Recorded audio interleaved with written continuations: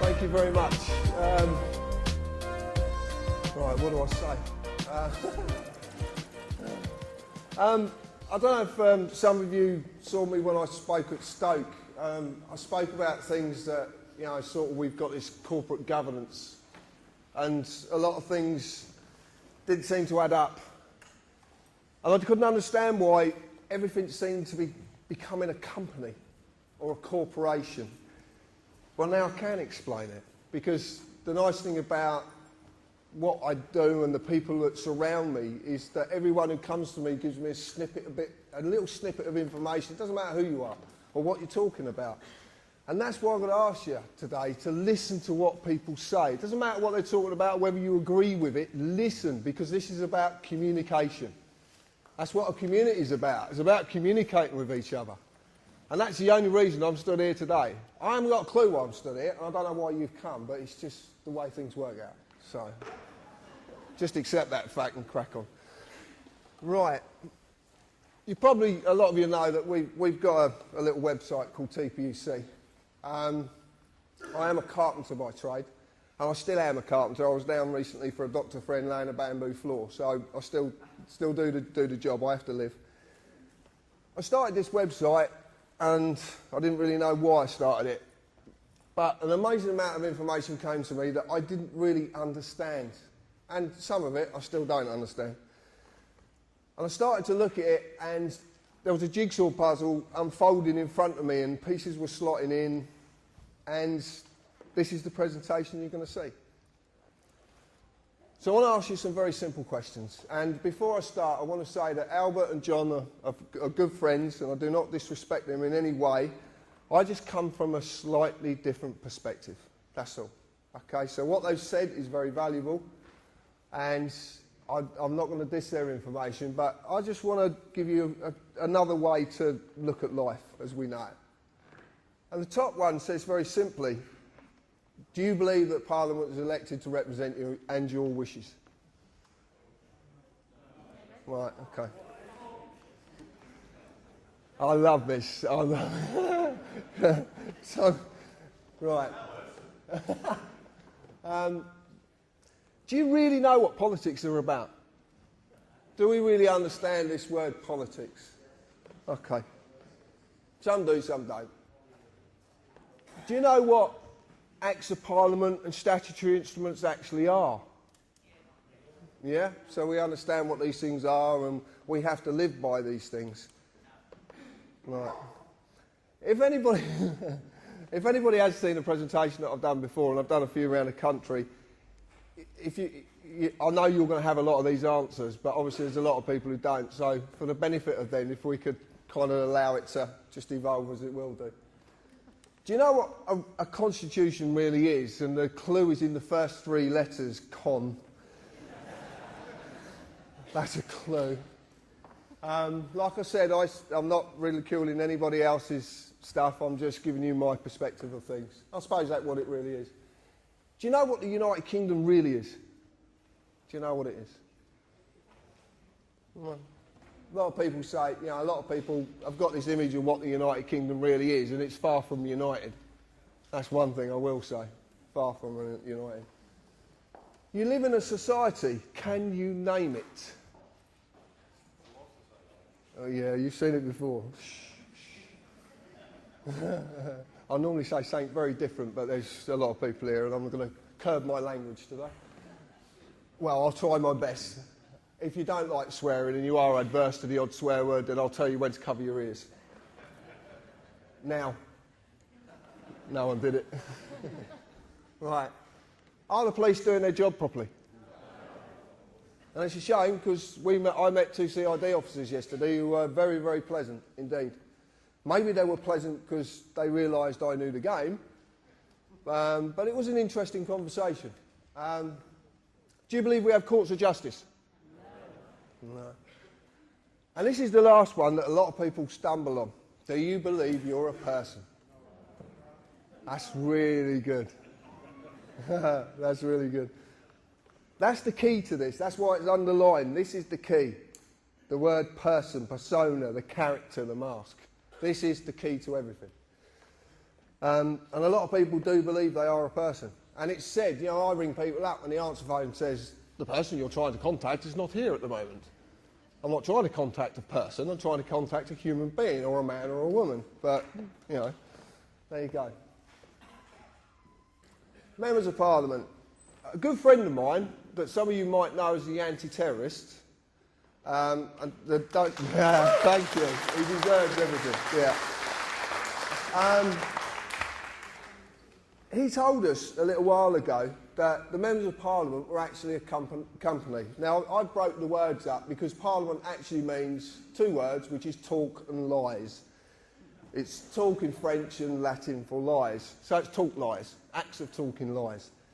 But he said they're a company. So I don't really believe anything that people tell me, so I look for this information. And what I want to tell you today is not to believe a word I'm saying. And if you really do, if you class me in the so-called society we live in, I'm a tattooed carpenter with a Cockney accent. You know, would you believe me? Right. So look for this stuff yourself. Everything you're going to see today is factual. Absolutely factual. You can go and find this, bar one little bit that I'll explain later. So they're the directors of a company, and they've got this company number. It's that UC number there. That's their actual number, their company number. And because they are a company, and it literally is orchestrated, they will keep going in the same direction. It will never ever change. It's never changed, and it never will change because it is orchestrated. A lot of people don't know that Tony Blair, Margaret Thatcher and John Major have something very, very significant in common, bar being prime ministers. And that is their cousins. And no one seems to know this. If you want to see this, go and get a copy of Kids' Trivial Pursuit, because it's one of the questions. There's little snippets everywhere. Everywhere. You just got to look. The Members of Parliament are not the only government department that are a company, a corporation, and the big question is why, and that's what I'm going to lead you into. I don't know if anybody's seen this, but this is the new Companies House. There's a company called Dewport, and they're based down in Bristol. A good friend of mine, Chris Lees, knows this company very well, and they are the new version of Companies House. As you can see, there's a lot of the UC numbers, but the Members of Parliament quite clearly are on there. House of Commons as a company. That's what you go on Companies House to search for, companies. We use another website which we've had a lot of dissing about. A lot of people have attacked me about it because we use Dun & Bradstreet. I want to tell you a little bit about Dun & Bradstreet. Dun & Bradstreet is the leading business world's credit reference agency. It has about 160 million corporations on it worldwide, and you can check out, if you want to do business with these people, you can check them out. You find out if they're creditworthy, if they've got county courts, whatever. Pay the bills in time. And the Members of Parliament, again, are found on Dun & Bradstreet. I used to show Gordon Brown and David Cameron as being companies, but this is the most interesting one. This is Alistair Darling, MP, who happens to be a diplomat. Now, Alistair Darling MP is a trading name of the Labour Party. So the Labour Party trade in its name with diplomatic status. If you understand diplomatic status, that means that certain laws and legal positions can be circumvented. They could actually get round things. One of the things that they did get round, one of the things that they hid, was this information here.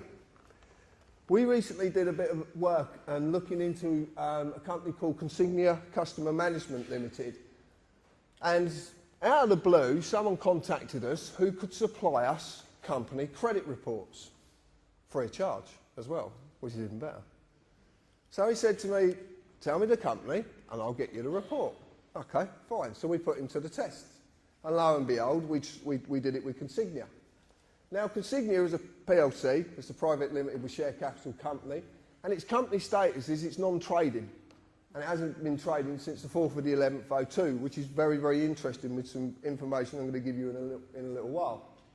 It's a part of a group of 35 companies under its ultimate parent company, the Secretary of State to Trade and Industry.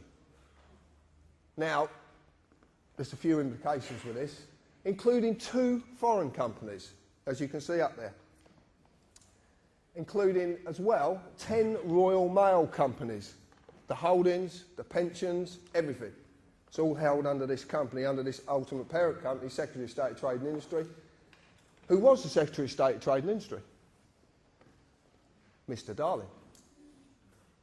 Now, I find that quite interesting, that a government position that is meant to be paid for off of taxpayers' money, off of your hard-earned money that's taken away from you, is the ultimate parent company of a group of companies. But it's meant to be a government department.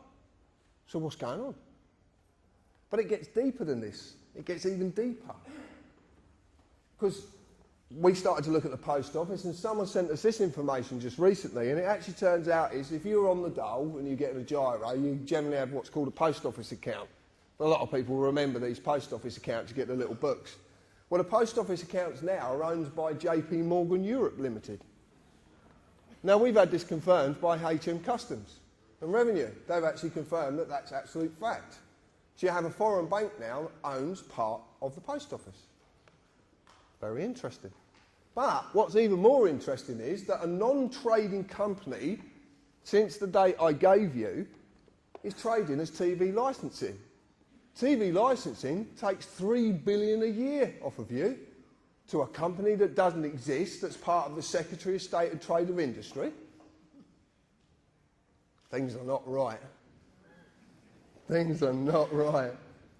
I could put a lovely swear word to that, but I'm not going to. I could though. So there's something very, very wrong, okay? And this is all hidden. You wouldn't know about this unless someone like me comes along and says, oh, did you know this? So I started to look at politics, because I didn't understand politics, and certainly didn't understand what Parliament, like, you understand the formulation of Parliament, the history of Parliament, I understand that. But I looked at it, and I'm not going to read it out because it doesn't need to be read out, because it says exactly what's clear. But the interesting part about it is what policy is, because it's actually a written contract. And it's the contracts that are the most significant here. They're the most important part of this. Because what you live in is contract law. You live in the law of money. They call it the colour of law, the colour of money, but it is basically contract law. That's what you're living in. But it's done via deception, because you just don't know. So when you look at an Act of Parliament, which becomes a statute, which is primary legislation, which in turn is enacted and enforced by statutory instruments, which is secondary legislation. Council tax is a prime example. There's thousands of examples, but council tax is one that sort of hits home with people. Because people I know, when I was speaking to a lady in a garage, and once she'd paid the council tax and all the bills, she actually had £20 to feed her child and herself every week. Now, there's something very wrong there, very wrong indeed. And the government said to her, well, if you quit your job, we'll look after you and pay the tax. But because she wants to go and do a job, she is penalised and survives on £20 a week. Most of you spend more on that when you go out for a meal. Just brings it home. It brings it home. So council tax is a statutory instrument. You can check this out for yourself. Go on the OPSI site. Enacted on the 1st of April 1993 under its primary legislation, the Local Government Finance Act 1992. Now there's a little trick goes on with this. It's quite clever. Because if they put an act through, which they did the Terrorism Act, is a classic example. Terrorism, well, I'll talk about that in a little bit later, because something very significant about it. When they put an act through, they don't have to enact every part of the act. And have you ever read these things? Oh, dear. They're mind-boggling, absolutely. But they don't have to enact it. What they do is they sneak in a statutory instrument every now and again and enact part of an act. The reason they do this is because once they put the act through, they don't have to put it back through Parliament. It can just be enacted under a statutory instrument. So what you live under mostly is statutory instruments, but you just don't know what they are. Because in all the definitions I could find, and I've searched everywhere to find this because I want to prove myself wrong, because that's the easiest, but it is a created, written, legal contract. It's contract. That's the point. I'd like you to remember that because it's going to come back a little bit later on. So I looked at this so-called society that we live in. And I looked at the meaning of society, number of persons united together by mutual consent, which is very important, in order to deliberate, determine and act jointly for some common purpose. My friend, Mr. Gerrish, wherever he is, will be enlightening you on this later. But society basically really, all it really means is the socially dominant members of a community. The people who actually say, I'm better than you because of my position, because of my status, because of the clothes I wear, because of the way I walk. Unbelievable. They really do believe it. I remember watching, me and my partner Hev were watching, what were we watching? Some Parliament thing, which was quite hilarious, because it's just like going to the theatre.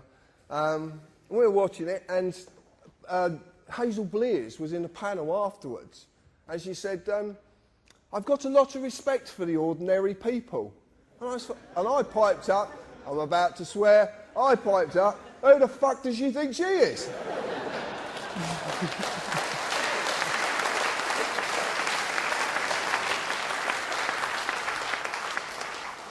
But it all evolves around this word, status. And there is no mistake that statute comes from the word status, I promise you. But I'll go into that a little bit later. The common purpose of our socially dominant members of our community is to maintain their social dominance off your backbone. And that is what's happening the world over. Okay? Doesn't matter, people tell me about New World Order and all this, and there's, yeah, okay, you believe in what you want to believe in. There's nothing, I can't tell you not to believe in nothing, and it's not for me to do. All I'm saying is the socially dominant members of the world want to maintain their social dominance, and the only way to do that is to keep you enslaved. And slavery is a harsh word, but it is the truth. And it's not about colour. It's not how we look, how we speak, or what we look like. Everybody in the world who is not the socially dominant is enslaved. But they are as well, and I'll explain that in a little bit. So we've got the socially dominant members. This is simply the Law Society. This is the society you belong to, but as a man or a woman, you're not a member. And I'll explain. So I looked at contracts. An agreement between two or more persons. There's that magic word, persons. That creates or modifies an existing relationship. There must be mutual consent by all parties. Otherwise, the contract cannot exist. Cannot exist unless there's mutual consent. And this is very important. It's another thing I'm going to come back to. So I looked at a constitution, which John explained earlier, the way his take on it. And you know, pretty much that's it, basically unwritten. John talked about the American Constitution, our Constitution, ours is unwritten. The reason I see ours is unwritten, because something that's not written down is easier to manipulate. Very simple, very, very simple indeed. But see, the point is, a man or a woman is legally known as a thing. Did you know that? You're a thing. No, you are, you're a thing. That's what you're known as, things.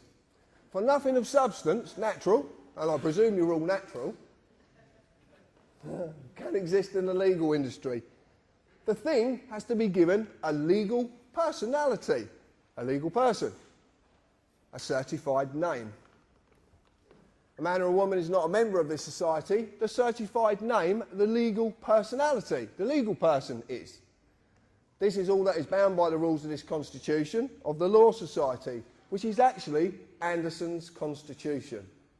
Now, if you're into the Ministry of Funny Handshake stuff, have a look at Anderson's Constitution. Makes fascinating reading. So what I've decided to do, and there's a lot of help from Richard, who sat in the audience, one of the admin, Heaven, my partner, Dan, a lot of people have given us help about this, and the anti-terrorist again.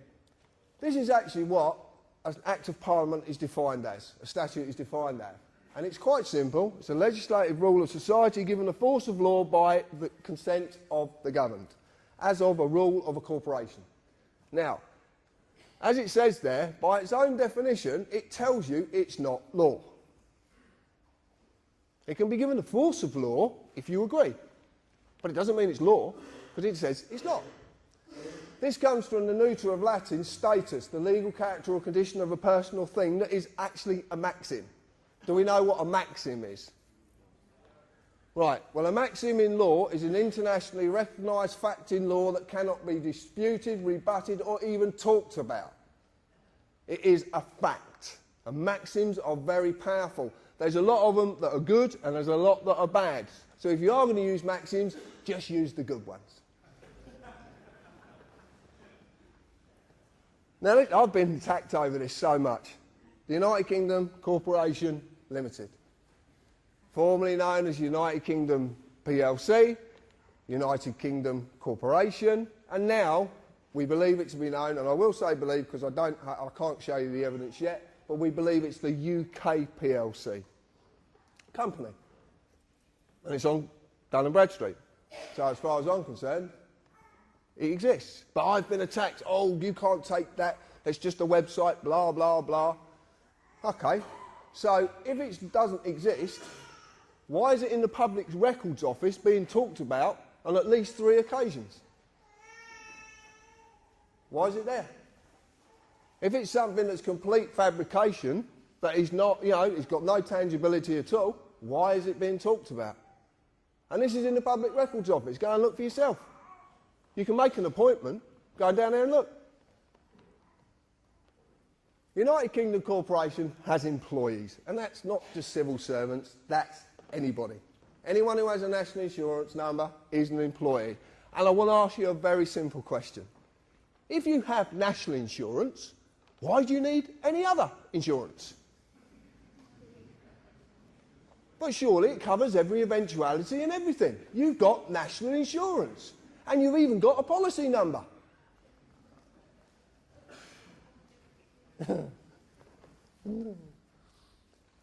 Company policy of this corporation required me as an employee, which I was, to pay tax and follow all the legislative rules of that corporation, in this case, statutes, Acts of Parliament. As in any company, if I break the rules, I'll be disciplined under that company's legislation, which I have been many, many times. Now, the disciplinary procedures of the United Kingdom Corporation are quite simple. See, because the police of the United Kingdom Corporation are all companies.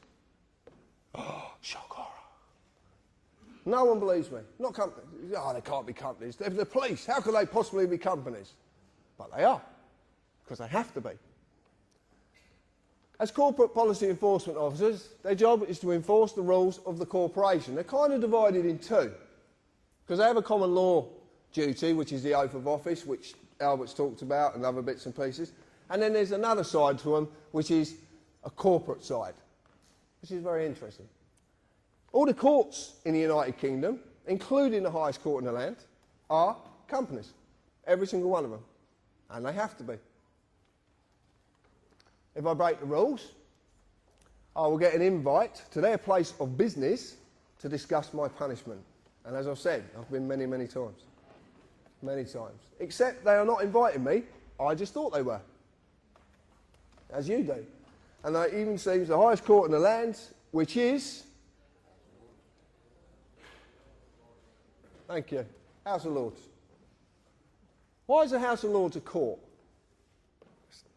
Yeah, come on, John. The House of Lords is a court because originally, and it actually still stands to this day until the 1911 Parliament Act smashed it to bits, but actually the original system was that any legislation coming into this country had to go past the judiciary.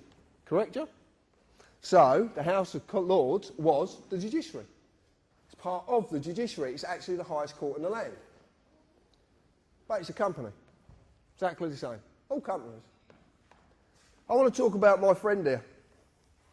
And I modelled this on a very dear friend of mine, Mick Reed. And I've got quite a few friends in the police force who I kind of got to know when I was young. Now, I modelled this on Mick because this is how I remember the police. And I know a lot of people in here will remember these people. They're few and far between now, but they do still exist. You just have to try and get through the other part to get to this. But they do exist. So we got this policeman.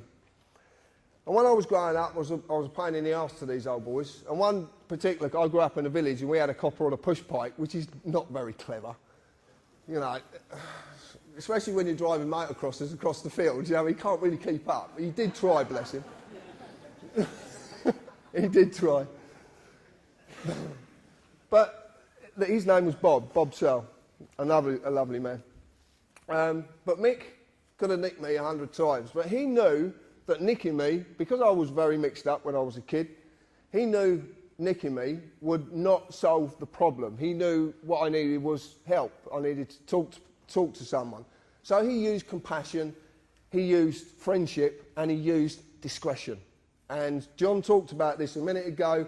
This is what a jury holds. It's called discretion. This is why nullification of a case can be performed by you, because you can go against a law or a corporate act policy if you believe that policy to be unfair in them circumstances. This is called discretion, and this is what these men and women have, discretion. It's a very, very big part.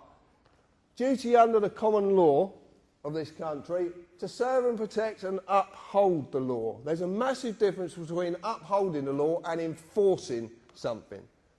I'm not going to say law because it's not, but there's a massive difference. But people just don't seem to realise there is one. And these were there to serve and protect us. Now, I've heard people say that women have been on the streets and they actually in fear because of a police presence. Now, surely, if their job's to protect us, you'd be all right with the police being about. You'd be quite happy. Oh, the police are there. Fine, I'll just crack on. They're there to protect me. Now, oh no, they might nick me for something. Because we're all in fear. And now, we got better coming. We got better. So we're frightened of these people now. But they're there to serve and protect us. They're there to help us. So, what comes along? The Gestapo. And these are the Gestapo. Yeah, I mean, they're getting more like cyborg. They have actually cameras on their head. Have you seen the cameras? The cameras, yeah. So, yeah, I mean, they're actually taking films of you while you're talking to them and stuff like that. But these are the Gestapo. They are dressed to intimidate. Some of these people, I believe, if you actually sat them on a chair and asked them to get up, they couldn't get up because of the amount of clobber they've got on. But these are corporate employees. They're revenue collectors. They're there to enforce the acts of Parliament upon you. They're there to enforce contracts. That's all they're there to do. And they do. Every time you get nicked, and I know, you know, when I've been nicked, they always tell you what you've broken. This legislation or this act, blah, blah, blah, blah, blah. They seem to reel it off. It's quite clever how they do it. But it's always an act. But the clue's in the word, act. It's an act. That's why they call it acting. But it gets better. Because now we got these.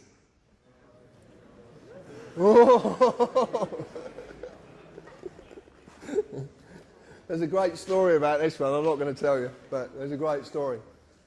So what we've got is we've gone from all of this to these. And this is, as you know, a police community support officer who actually has no powers whatsoever. Nothing at all. But we know that they were given a warrant card and a copy of PACE and told to put it somewhere because you're not going to quite need it yet, but you will in the future. Now that's a very interesting thing to say to someone. They definitely are a corporate employee because they hold no oath of office.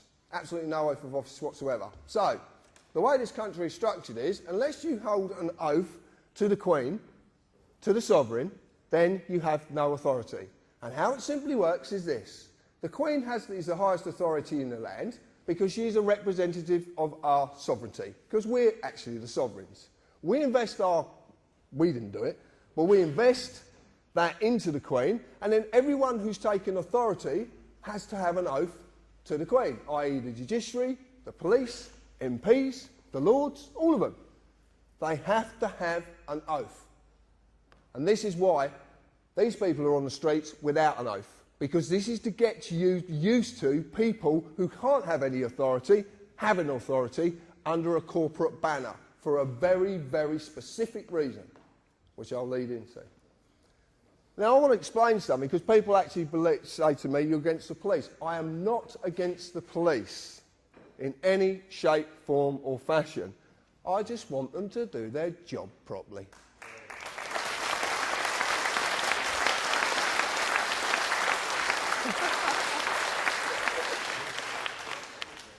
Earthquake's gone. Right, we're okay. So, I've done this, and it's absolutely true. This will make more sense in a little while. There is a massive divide between these two and that. Although these two, well, that one's not. This one, it's not because of the sex as well. But no, because... Oh, forget it. You get the idea. I've got a little video I'd like you to watch. Now, a lot of you might have seen this video before. It's by a friend of mine, Darren Pollard. It's fantastic, this video. It really is.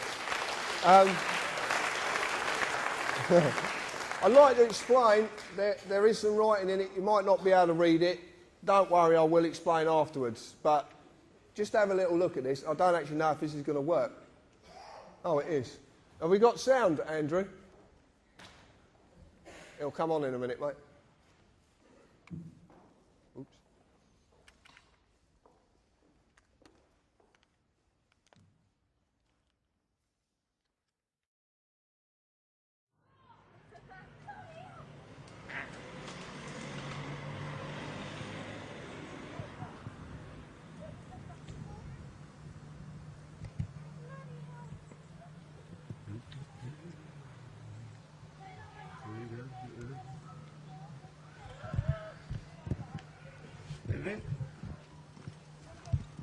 Put the camera down for us, mate. What? Can I help you? Put the camera down for us. What for? Whoa. I'm in my own garden here, mate. Okay. What, you come bursting down? Filming the police? It's not an offence at all. It is, sir. No, it's not an offence at all. No, I'm a filmmaker, mate. I know the laws. I've been doing this for years, mate. I film the police all the time. It's not an offence. Okay. We're telling you What section is it an offence under? Okay. It's an offence, sir. What section is it an offence under? I'll find out for you. If you can switch the camera off. No, I can't switch my camera off.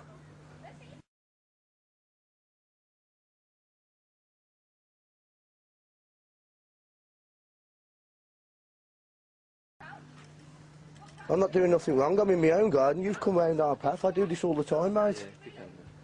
Get this in with yourself. Get the mobile phone, the solicitor. Mate, this is a free country.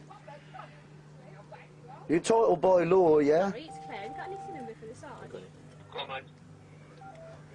Sarge, just quickly, we've just done a stop check on no problem, Welsh sir. Farm. There's a gentleman here that's filming us. Yeah, he's in his own garden, minding his own business, and the police have just come over here intruding on my privacy, my liberty, my freedom. It's not illegal. I do this all the time. I film the police all the time down here. I film the inspector at the meetings, mate. I think you've got it long. What's your name? Sorry, sir.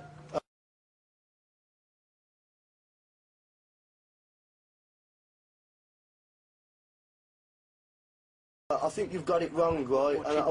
You know what you ought to do, mate? Do you know what you ought to do? If you don't like me filming you, you do what I do. You go to see the MPs, yeah, and get them to bring it up in Parliament so they can change the laws. But don't come and harassing me over it. Your name? Sorry, sir. It doesn't matter who I am, mate, you know. Okay. You're not number 58. You know. I'm not doing anything wrong at all, mate. Nothing wrong at all. You just took it on your own head to come over and harass me, you know. This is England, mate, you know. Yeah, it's 158, sir. This isn't communist China, you know that, mate, don't you? I think it's terrible what you're doing here.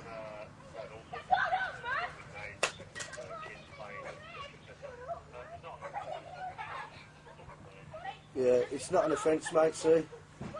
We can more pick that up better than your ears. Pardon? I said my camera would pick it up better than his ears. Pick what up? It doesn't matter. What do you mean, pick what up? It doesn't matter. You're just trying to make an issue here and I'm not biting for you. I'm not doing anything wrong. What did you say? I'm not doing anything wrong. What have you just said to that? It doesn't matter. I'm not doing anything wrong. I haven't done anything wrong. What are you trying to make an issue for? I've not broken no laws. You come over here harassing us, mate.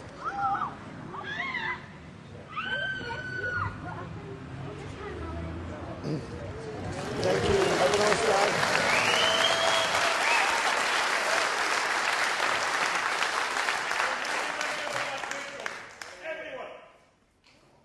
What was that?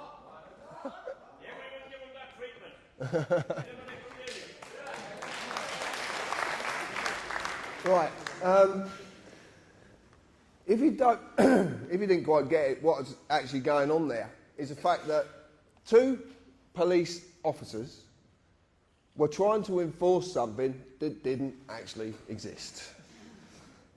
And they had to radio their sergeant to find out if it existed or not. And they were told it didn't exist. So they had to stroll down Darren's path and hold their heads in shame.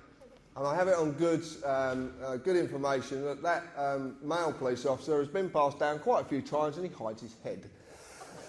And Darren doesn't lie, so I've got no reason to disbelieve him. But there's something very key there. And the thing is that when these people actually pull you up, for whatever they do, whatever you've done, or whether you haven't done anything, more to the case, excuse me, that drink's repeating, ask them. Because most of these people, when they're doing what they're doing, they don't actually know what they're doing. That's the point. They make it up as they go along. The classic is now, do you know you can be arrested for answering questions? Actually asking questions. You can be arrested for it. Friends of mine have been arrested for asking questions. And it's called, what's it called? That's the one, yeah. Obstruction of a police officer in his duty. Now, I'm going to ask you something. Arresting people is meant to be in the public interest. So who is their duty to? Because if they're arresting people for asking questions, it's certainly not in the public interest. So, they have a duty, but a duty to what? Might be a question you might want to ask them sometime. Another thing is you'll notice as well, when they knew they were losing, the lady officer decided to pick a fight. Over any issues you could really find. Any issue at all. And this is the point. And the classic was said, your name, your address. This is powerful information they need. They need it, and I will explain this in a bit. But Darren did something, and he did something very, very significant in that video. And it's something that a lot of you possibly could have missed. When that officer said to him, "Can you put the camera down?" he said, "No." And did the officer pursue it? No. One of the most powerful words in the world. It's one of the smallest words in our vocabulary and one of the ones we're so frightened to use. Just say it. No. That's what it's all about. It is. Greater Manchester Police, Essex, Kent, Surrey, Dorset, Lincolnshire, Staffordshire, Cleveland, Merseyside, Warwickshire, all companies. City of London, companies. All registered as companies. They are all companies. This is some interesting information that come via one of our researchers up in Lancashire. And I did find this fascinating. Lancashire County Council, this is not a city, this is a county. Counties are big places. So it's a county council, not a local council. Was incorporated under that IP number, which happens to be 666, which I found quite interesting. Dear, oh dear. I'll leave that one for Brian.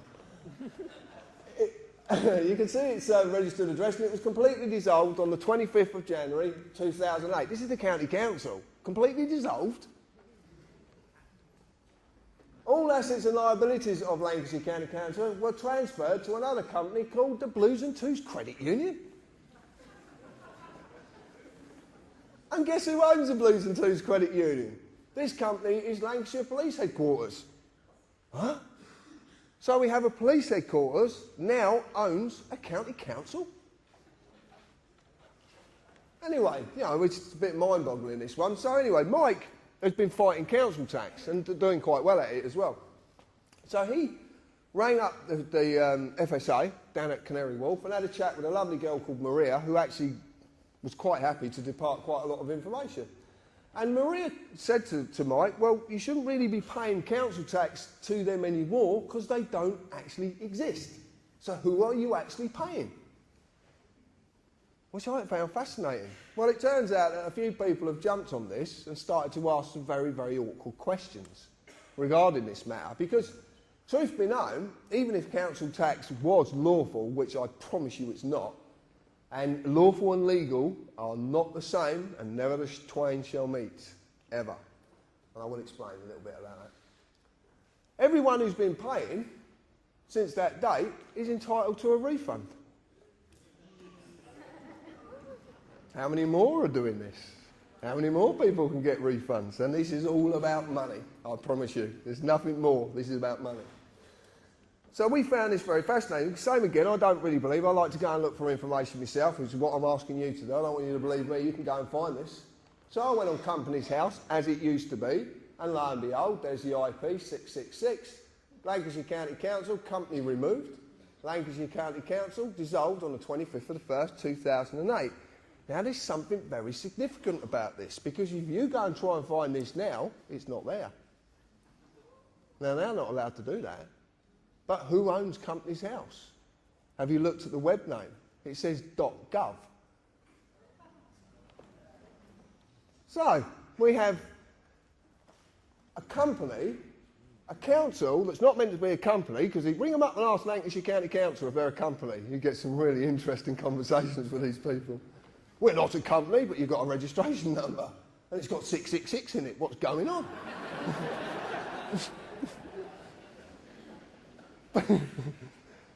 See, a company can't have any authority.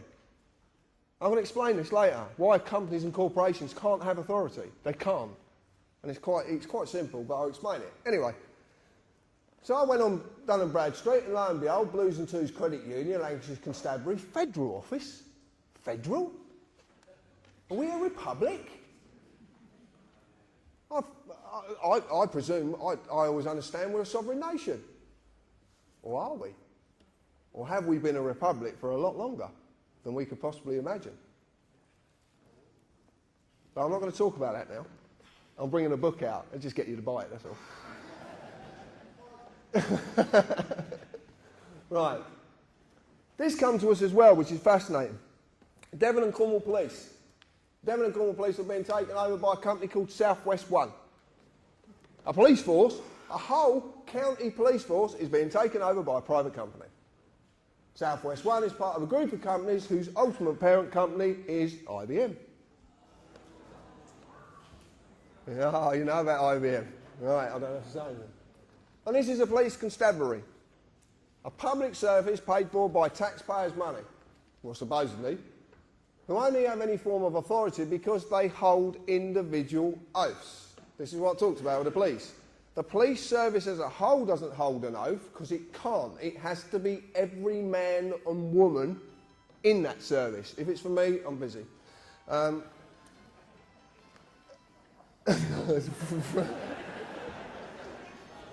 shouldn't do that. I do that every talk, and I shouldn't do it. Right, sorry. Yeah, so they can't. So it's got to be on the man or the woman. I don't like using the word individual, but it's the only word I could put there, because individual doesn't mean what we believe it to mean. So now a police constabulary is being told what to do by a private company, a bit like the ACPO. You might have heard of them. A non-profit making organisation that's made up of chief police inspectors that has 18 million in the bank. I want to ask you, how do you get 18 million in the bank when you don't make profit? Interesting. But this company's not only telling them what to do, and what happens to the oath of office. As a corporation can have no authority, for a mort's main cannot hold an oath. A mort's main is two words, it's dead and hand. Companies are known as, corporations are known as mort mains, dead hands. They're dead. They do not live, they do not breathe, they are not natural, They are dead. So there's something very wrong. Corporations can have no authority because of mortmain. Land cannot be alienated by mortmain because corporations can't own land. That's why your house is called property, because that's the little trick they use. They turn land into property. But property is a corporal inheritance, which basically means it's not visible and can't be seen. You just don't know. There's a lot to that. Again, you have to buy the book. No. Right, this is what I want to talk about. This is it. Legalese, a language of a company called the Law Society, and it simply is a manipulation of the English language. That's how simple it is. And people say, the Law Society is not a company. Well, according to that, it is. Anybody got credit card debts? Yeah, they couldn't. And what do you get phone calls off these people? They're quite insistent, aren't they? Yeah. So what do they ask you first? First thing they ask you, your name. And then they ask you for the first line of your address and your postcode and then your date of birth. Don't they? That's every time. Have you ever wondered what happens when you actually say no? It's really funny. You want to try it. What? No, if they ring up and they say, Mr. Harris, I say, yeah, okay. I say, may I confirm your first line of your address and your postcode? No. What do you mean, no? You have to. How are you going to make me do that? It's so simple. You just don't. Hello, Mr. John Harris? Yeah, hold on, I'll get him. Crack on. And I'm going to... I'll tell you now. Hello, Mr. John Harris? No, he's in the loft. He's deaf, dumb and blind, so you're not going to get a lot out of him. And you'll get that in a bit. But this is it. Right. This is called joinder. It's very simple. And what it is I am asked my name and address and date of birth. This is only to establish the legal personality, the legal person, the address of the legal person, as it says it up there, the address, the name, and when the legal person was created. This is very similar to a way that they would deal with a company. Very similar indeed. Once joinder has been established, they can then offer a legal person a contract. As you've seen, Acts of Parliament are contracts. Okay? Statutory instruments are created, written, legal contracts. So it's a contract. But they need my consent. So I am asked to do So I'm asked every time, you can see this on the bottom of the police forms, my friend in the audience, Morris, will confirm this. What did it quite clearly say? I understand. Okay? You're asked, do I understand? Then I would sign one piece of paper, if not more, to say that I am the legal person, and as the legal person, understand. But this is deception. And basically, understand is synonymous with the word stand under. You want to check this out? Black's Law Dictionary.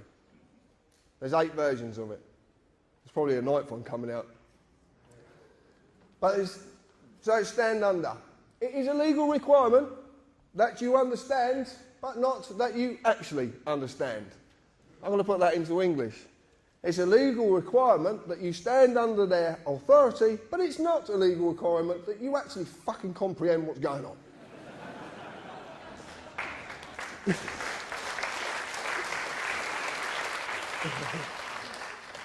During any process I am subjected to by the corporate officers, I will be asked at some time, do you understand? This is simply about getting your consent, because you have to say yes. Because a contract is a contract, and a contract can't be formed unless all sides agree, give mutual consent. So you asked it, do you stand under me? Do you give me a corporate officer authority? That's what they're actually saying to you. But it's not you, it's a legal person. It is this piece of paper. This is a blank one. But this is this piece of paper. This is all they can act against. But you need to represent it. And that's what the joinder's there for, to get you to represent it. So let's look at a fixed penalty notice, the deception of notice, joinder, understand at work. This is it at work, very simply. In legalese, a notice is not a bill. A notice is not a demand, it is an offer of a contract. Notice is synonymous with offer. when the offer has been made, the legal person must be established through joinder, for the legal person is nothing more than a piece of paper. But they have to establish it. Otherwise, they can't offer the contract to it. Because of this, they need the man or woman to agree to represent the piece of paper by saying, I understand. Fixed penalty notices are the same as all and any statements made. They are simply self-perpetuating contracts. They perpetuate themselves.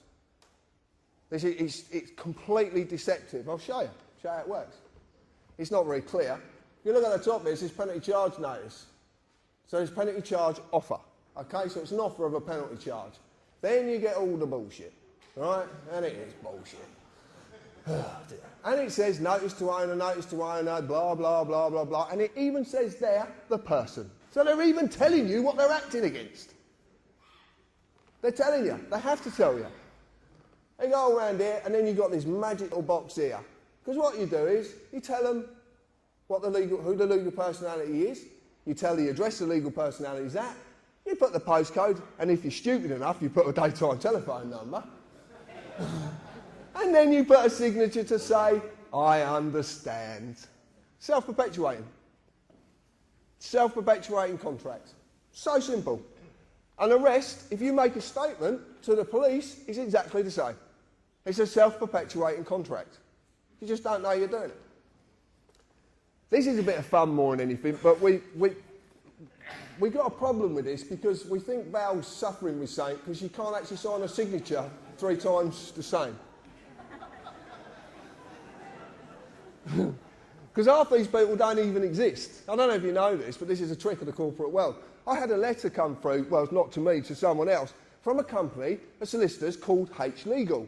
And the signature said, H Legal. So I'm going to ring them up and say, can I speak to H Legal, please? But this is what they do. It's amazing. Now, that's one of my favourites, this is. If you get this information today, you never have to pay a TV licence ever again. Serious. You don't have to pay it. This is dynamite, this. This comes from a mate of mine in Milton Keynes. He sent me this, and we just had such a giggle, because this is what this is about. Laughter. It's about laughter. Believe me, it's about laughter. Don't worry about that bit and that bit. I just want to read you something. We will present evidence found of your watching TV without a licence. Yep. How are you going to do that? So we're in the court. Your Honour, here's his TV. That was the chair he was sat on, and he was sat like that watching it. Your Honour, I was outside the window with the video cam, and I caught him. What an utter bollocks. But it's true, yeah? I mean, they can't do it, so they have to fool you. And this is dynamite. This is genius. Whoever come up with this stuff is a genius. I'm going to say that open-heartedly because it is so simple. But it's shrouded in complications, so you don't understand it. That's the idea of it. But it just took a simple carpenter, and believe me, I am simple. Right, let's change the words. Let's use legalese on this, okay? We talked about maxims in law, internationally recognised facts of law. This one's a maxim at the top. It's called the inclusion of one is exclusion of another. This is a very powerful maxim. Now, it says here, which may include a statement taken under caution by one of our enforcement officers. Sounds ever so threatening. Shaking your boots. But if you legalese this, you'll find that must is synonymous with may, so in this case may becomes must, which says which must include a statement taken under caution by one of our corporate enforcers. Because of that maxim, anything after includes is all it includes. So basically, you convict yourself. You make a statement, and guess what you do? Name, address, yes, I was watching television, blah, blah, blah, and you sign it at the bottom. Self-perpetuating contract, then off you toddle to a court because you think you're going to get justice, but you're actually going to suffer a thing called summary judgment because you've already established your guilt. They don't have to establish anything. This is the simpleness of this. This is how clever it is. It is so simple. A statement, actually, when you break the word down, means to set down lies. That's actually what it means. The point is, you've been conned. When you look at the wordings of all these documents and you start looking at the legal world's documents, believe me, you can tear it apart. When you've just got a little bit of this information, you can rip it to pieces. You really can. So watch for this. When you look at their documents, watch for this. Summons is a deception as well. Summons is synonymous with invitation. So you're actually being invited because you can't be forced. That's why must is synonymous with may, because you can't be forced. You can't be forced into a contract. They can't force you into it. Because it's not law, you can't be forced. So they have to trick you, deceive you. This is a classic one. They are inviting a legal person to a corporate place of business. And believe me, they are corporate places of business. They really are. A legal person is just a birth certificate, a piece of paper. So if they ask you to go to court next time, send them the birth certificate and tell them to crack on.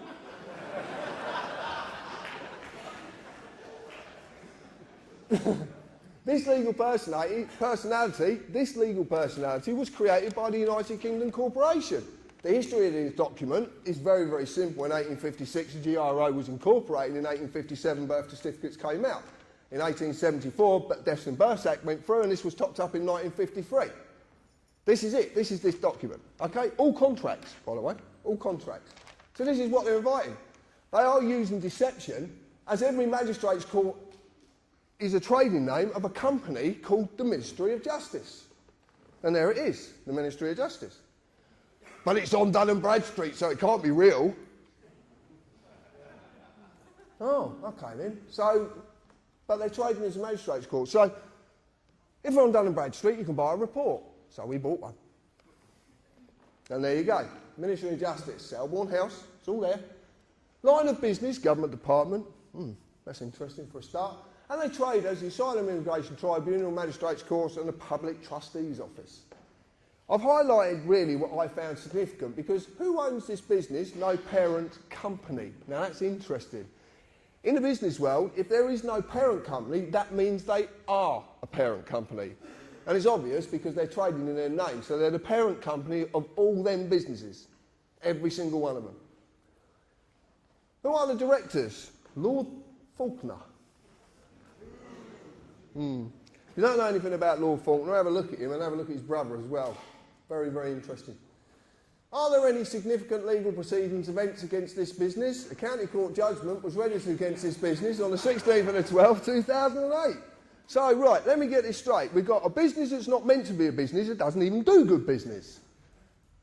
Well, that's the truth of it. And then the last part was the one that got me. Year this business started, 1600. So anyway, we rang up Ministry of Justice and asked them a few questions. And they didn't want to answer. I ring up Parliament, they'd get really snotty on the phone with me. I'd ring up Buckingham Palace as well, they don't want to talk to me either. And all the House of Lords, they're very interesting, these people. But I checked this out with Dun & Bradstreet, and we had this checked out, and it turns out their stuff is completely factual. There was someone that I was recently, I've got to tell you quickly about a friend of mine over in Wales who rang me up, and he's a lawyer, he's a statute lawyer as well, constitutional lawyer, and he rang me up, named Martin, and he got a lovely Welsh accent, and he said, John, he said, do you know the name for the legal world, the legal system? And I said, no. He said, well, the Latin name for it is bollocks. But you're laughing, but it's actually B-O-L-L-O-X, bollocks. And bollocks means to set into confusion. Aha! So he was right, he was just leading me along a path, and I laughed just the same as you did. He's given this to someone, a barrister, who's looked at this, and there's been a few people looked at this, and it actually turns out that these people have come back and said to us, if this document is legit, which it is, and if you want to see a copy, I've got a copy in there, so I'll pass it round, I'm quite happy to. If this document's legit, this country has been lawless for 409 years. Because the whole justice system is being dealt with by a company. And this makes complete sense when you look at the history of between 1600 and 1717. Again, you have to buy the book. Anyway, when you've bought a report, you can track a company in case there's any adverse credit issues come up. So we decided you have to pay for it as usual. And it turns out that payment performance of the Asylum Immigration Tribunal had gone down to 31 days. And it's actually a blue star, which is pretty bad in Dun & Bradstreet. Basically saying, don't do business with these people. Really don't do business with them. But what's interesting is we brought this out of the Foundry, and we talked about this, which a few people will know about. About 2 weeks afterwards, there was a little fire in the city. Guess what building burnt down? The Asylum Immigration Building. That building broke down. And all the records. Rather convenient, isn't it? It just shows you there's so much you don't realise that's going on. But this is all heading in a direction which I'm going to get to rather quickly because I'm running out of time. I want to talk about deception in the name because this is very important. If I go to a court, as I've just shown you, a corporate place of business, as the accused, if you go into a court, you're the accused. Point blank, you're the accused. I would be asked to confirm my name. They even would presume to know who I am. The reason they know who I am is because I would have been an idiot beforehand and wrote a statement. So my name is on the top of the statement. So simple. And it is the full name entered on my birth certificate, the legal person.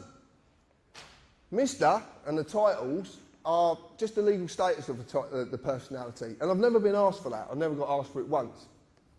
But who is the accused? The legal person, the name on the birth certificate. So when they ask for me, my name, they are talking to the legal person. Not me, but why? If you understand any of this, this is the only slide I would have to show you. This is all I would have to show you. I'm going to grab this. Right. Legal is in for money. This stuff. Pieces of paper. That's all it's about. Pieces of paper. Nothing else, nothing more. Law is about us. We're natural. Okay? Words of substance, words of nature. So if you look at this, legal is in form only. Person. A man or a woman is a substance of words of nature. Legal is the antithesis of moral or natural. It's the exact opposite. Nothing can exist in the legal world unless a piece of paper says it exists. That's its legal personality. So when they ask for my name, they are not talking to me, the man, because as a man, I cannot exist in the legal world. It's so bloody obvious. I can't exist in it. I'm a thing. Unless I've got a piece of paper to say what I am. You don't know what he is. Where's the piece of paper? It's true. I can. So as you can simply see, they're actually talking to this piece of paper. But you're not told this. And there's a specific reason you're not told this. This is the easiest way to break this down. Natural law and common law is actually meant to be a mirror of natural law, and natural law basically is two simple values, harm and loss. That's all it has to be, nothing else. It covers every eventuality. So you've got natural law, that is actually me. That applies to me. Acts of Parliament statutes, the statutory instruments which I've shown you, are contracts that only apply to the legal personality. But because that's just a piece of paper, they need me to represent it. Now, I've shown you that the United Kingdom is a corporation. I've shown you what the Acts of Parliament statutory instruments. I've shown you the corporate police and the corporate courts, and that's what they act upon. Exactly the same with the councils. That's the system. That's how simply it works. If you look at it and you actually go in your heart, which the lady spoke about earlier, the only basic principle that any nation really need to adhere to are those of natural law, which are harm and loss. You don't cause anyone any harm or loss in your words or your actions. That's how simple it is. As you have seen, the Acts of Parliament statutes only apply to the legal personality, the name, the birth certificate, a piece of paper. As you've also seen, they need a man or a woman to consent to represent the legal person because a piece of paper can't walk, can't talk, and it can't pick up a pen because it's stationary.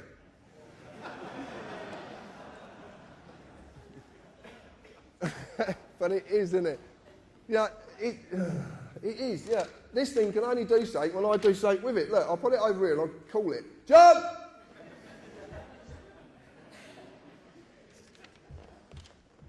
It needs our energy. It needs us to do something. And that's the clue. That's the clue of how to reverse all of this. It really is. Consent can be given in inaction or action. So basically, if I say to you, do you understand, and you nod, that's inaction. If you sign something, that's action. It's that simple. So how did they create it? The legal person, the given name was created when my birth was registered and evidenced by my birth certificate, a piece of paper. Man created government, which in turn created legal personalities.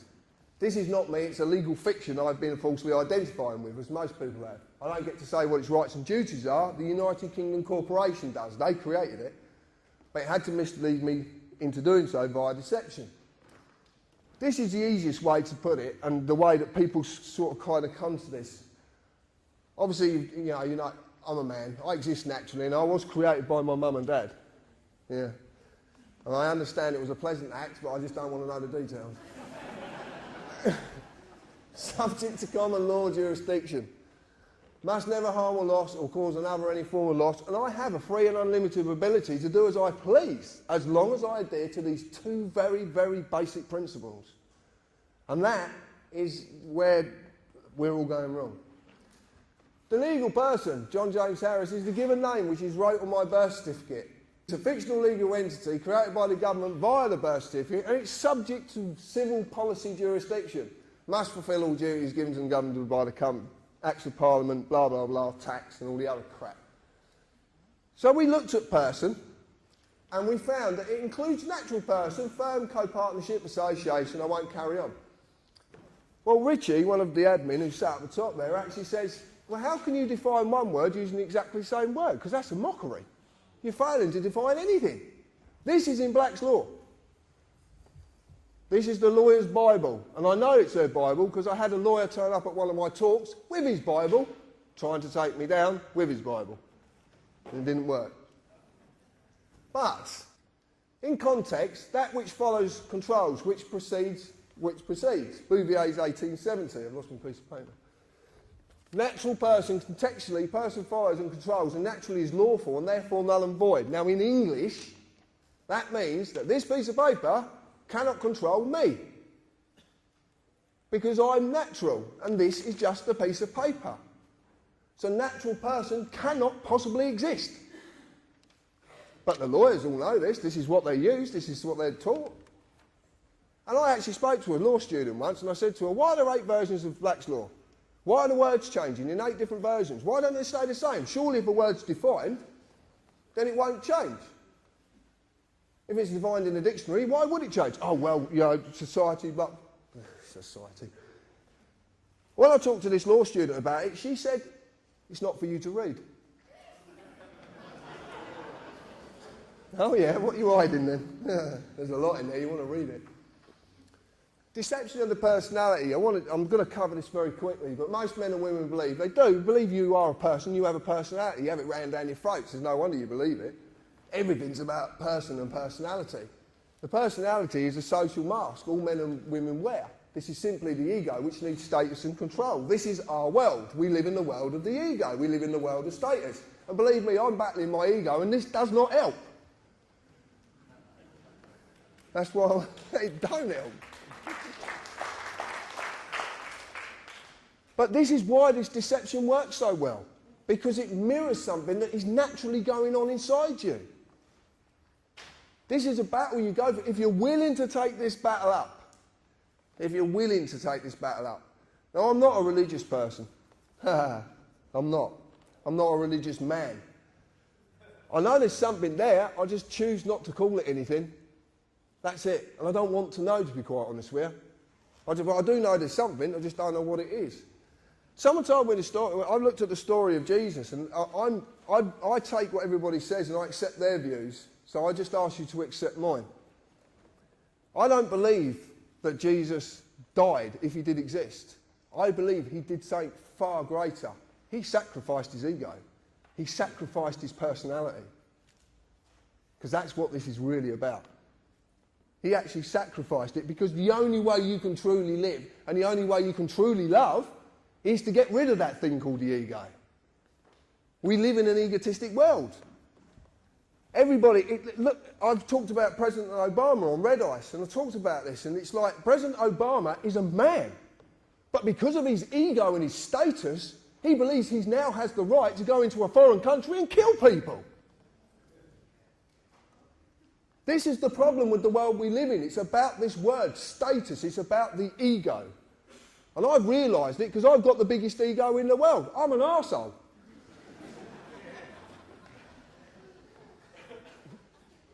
I just don't talk shit. It's true. This is absolutely true. It preys on our need for betterment and status. It's a need for control. This is what we want to control every situation. If our ego's not right, it goes into overdrive. I've seen it, the battle of the egos on the forums. It's incredible. Every time you have an argument, it's not a man and a woman or two men or two women arguing. It's the egos who are arguing. The best way to do it is shut your gob. Shut your gob and the ego can't take over. It might be screaming at me, you're right. Argument over. It's not bad to be wrong. I'm quite often wrong. And as a man, I can make a decision any time I want to change my views. Because I can. And that doesn't make things bad. If I can't change my views and learn from my mistakes, how the hell can I evolve?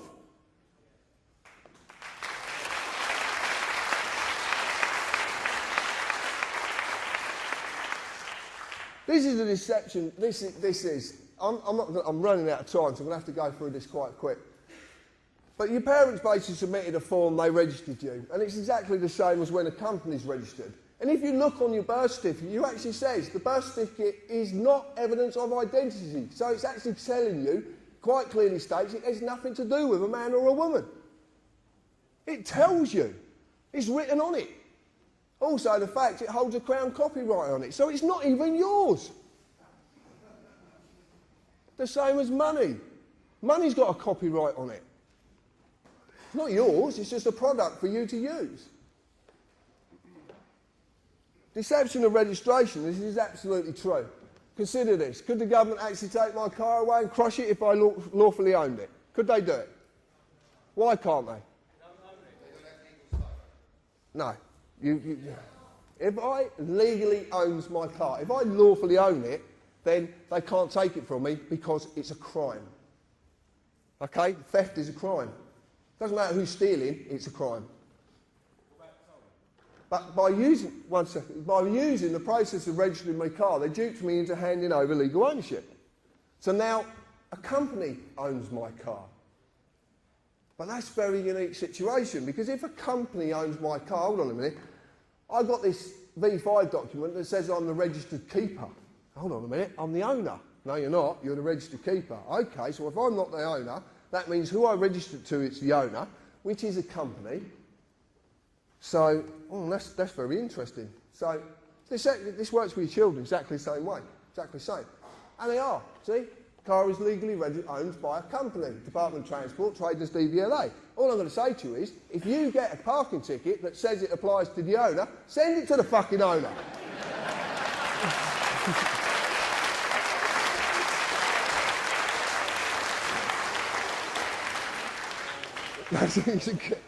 You're going to have so much fun, you really are. Right, why the government companies? This information is from our search provider. This is this gentleman who come along, and I must say thank you, Russ. All government companies seem to have the same prefix at the beginning of their company number. They start with UC. Now, we believe that that means under charter. It could mean unincorporated. We're not 100% sure. But UC companies and Royal Charter companies do not have to publish their accounts as they are exempt under law. Well, that's a bit of a... So if you do start a company, apply for a Royal Charter, because you're exempt under law, you don't have to publish your accounts, you can do what you want. It's true. The service they provide us with is a business-to-business service, and they do not include government corporations in any of their services. Government corporations? We're going back to this company thing. What's going on? So why companies? Let's answer the question. As you see, the Acts of Parliament are enforced by statutory instruments, which are in fact contracts.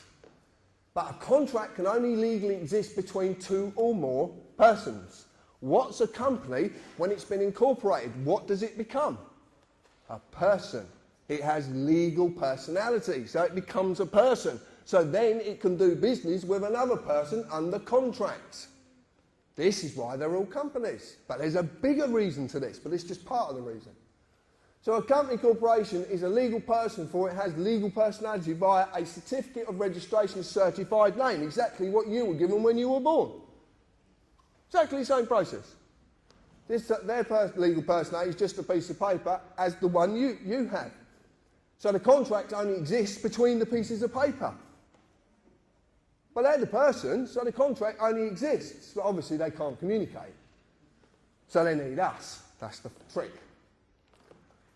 You cannot exist in the legal world, so it doesn't apply to us as men, women and children because it cannot exist. Legal industry, and it is an industry. Believe me, they don't like it being called an industry, but it is an industry.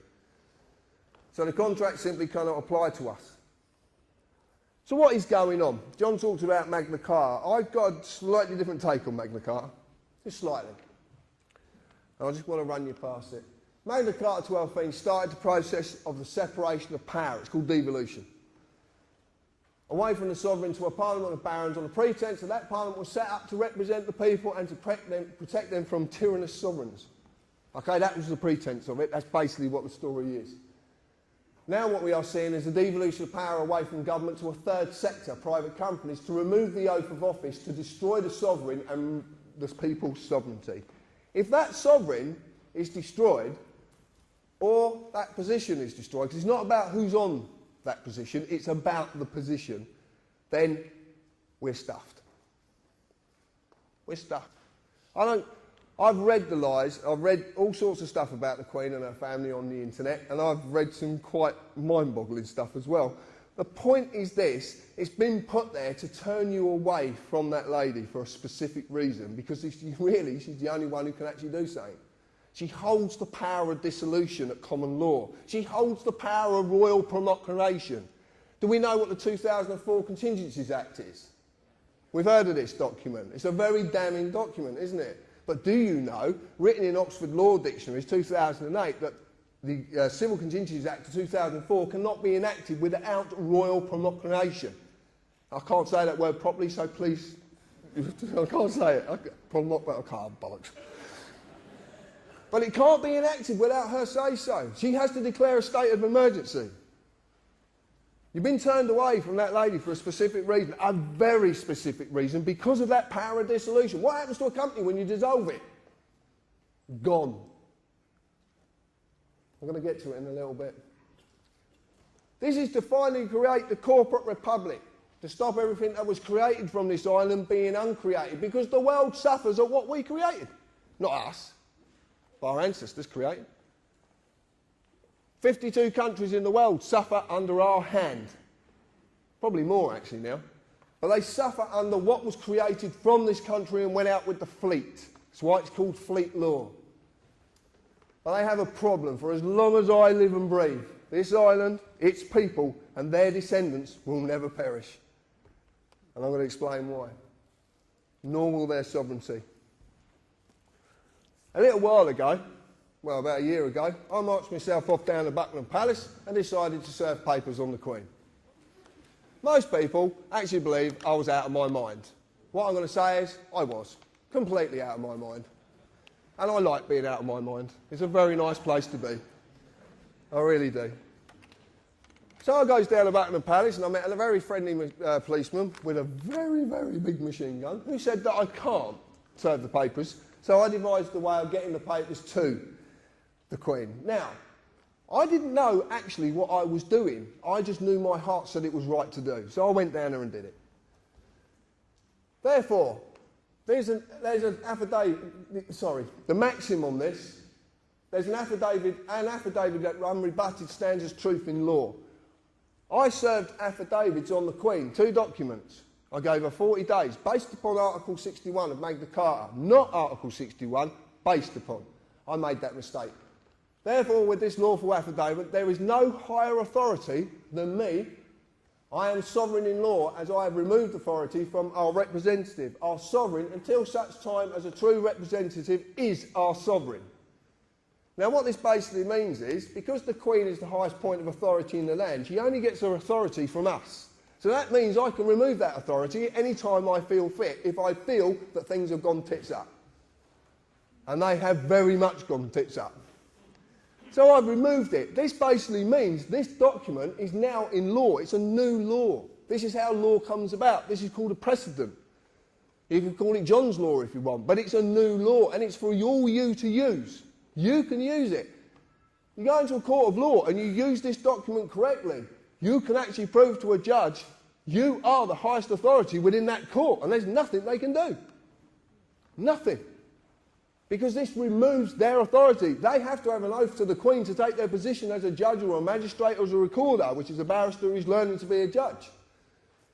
So if they have to have an oath to the Queen, you've removed the power of that oath to have any form of authority. You become the highest authority and that law that can't be rebutted. We've got them we've got them. Whatever way they turn, they're knackered. Now, they're ignoring these documents because they daren't face up to it. They really daren't face up to it. It's actually gone nowhere near the Queen. It probably ended up at the FCO, Foreign and Commonwealth Office, which is probably the best place it could go. We, the people of this island, have the power to simply say no. This affidavit says no. You're not doing this anymore. I'm putting an end to it. All the people of the Commonwealth can do exactly the same. And the reason it was based upon Article 61 is because it's lawful, peaceful hindrance with no violence. No violence.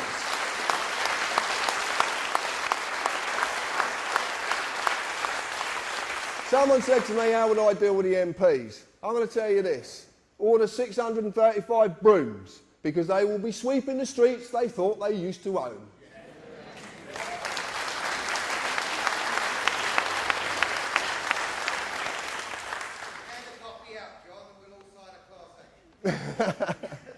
Oh, and we just found out as well, you don't need solicitors anymore. 3 people can do this. Just 3 independent people can sign any affidavit. So we're even going to start the corporate body having their money. Okay? So you don't need solicitors. Come and see TPC members or go and get your friends together and you can sign these documents and get them off. You don't exit the system. You don't do anything. All you're saying is, this is what needs to happen. We need to reclaim the sovereignty, and this is how it's done. This is the clue. This is it. This is what you can use. Once you understand what we're doing, you have to have a certain amount of gumption about you to do this, and it takes a bit of strength to do it.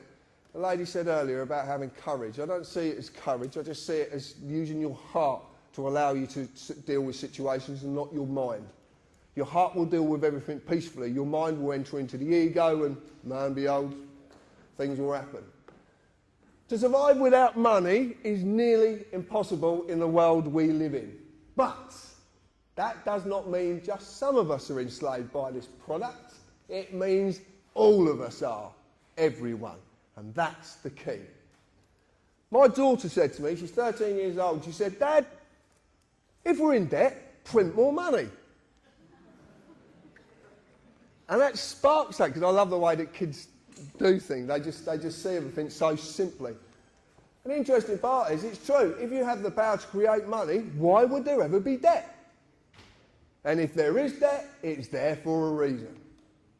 So what we decided to do is a bit of fun, if you might want to do this sometime. A little while ago, we started to write of what with a question mark.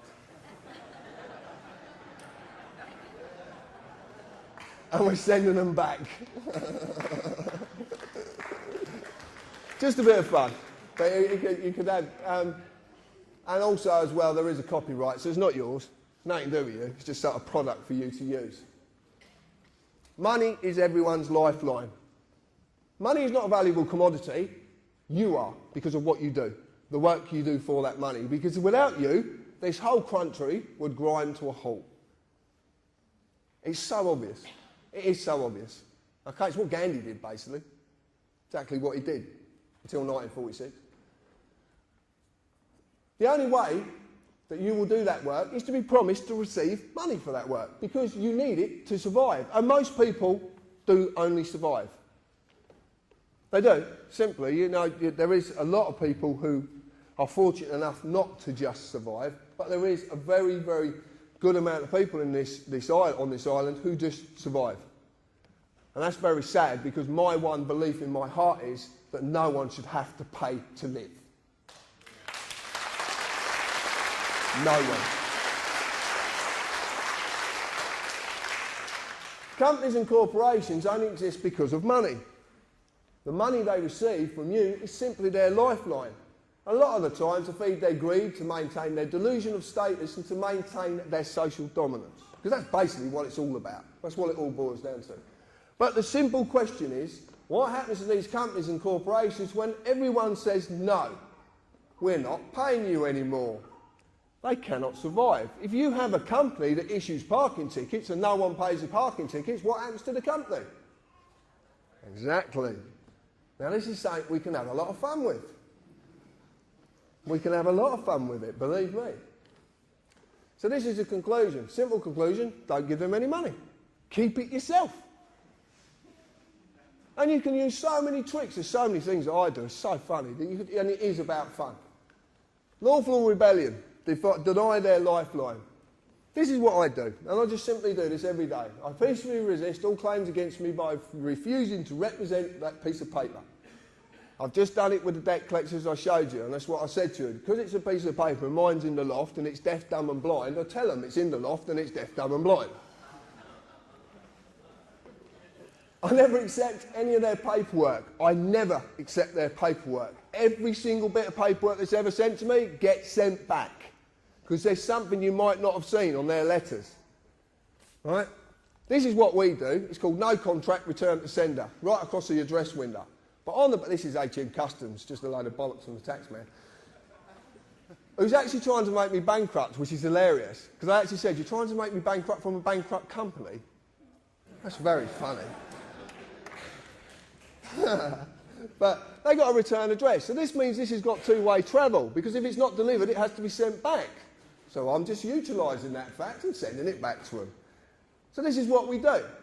Now I've got a tax man who comes and actually tries to give me the letters. And I just say to him, sorry mate, I don't accept your paperwork. I have a warrant. It's a card. Look, mate, that's a piece of card with writing on it which means fuck all.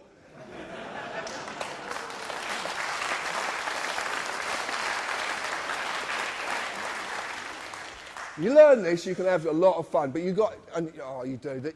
So funny yesterday with two CID officers. They said to my partner, you have to sign this. I said, no, you don't. And he says, actually, he's right, you don't have to. It's true. I never accept any of their paperwork forms, and no one can make me accept them. No one can make you accept anything if you don't want to accept it. I send every letter back simply saying no contract, return to sender. If I get pulled up by the police, I only say as little as I can, and I prefix everything the person. The person. Okay? Because you're not talking about yourself then. Contract doesn't exist unless paper changes hands. That's it. You've just been duped into it. I never sign anything, and I'll never write a statement, and I'll never have one wrote for me. And there's again, they can't make you do this. I deny them, period, any of the lifeline they so desperately need, which is money. I will never, ever give them a penny, and they know it. Lawful rebellion, which is what I basically started a year or so ago. Every man, woman and child on this island are sovereigns. In fact, everybody in the world is a sovereign. You're sovereigns in your own right. A sovereign nation, but we are only this as long as we have a sovereign to invest that sovereignty in. A line in the sand that cannot be crossed. No king or queen or government have the right to rule us. They are there to represent and protect us. Nothing more, nothing less, with no greater dignity than anyone they protect. No greater dignity.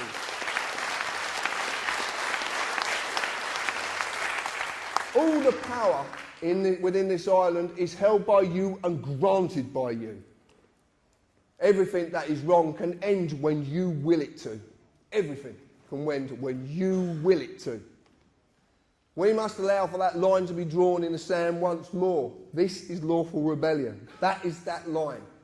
We have to draw the line. Us. What have I done? Nothing more than realise I can say no. And I am going to say no, and everything's going to be okay. Thank you.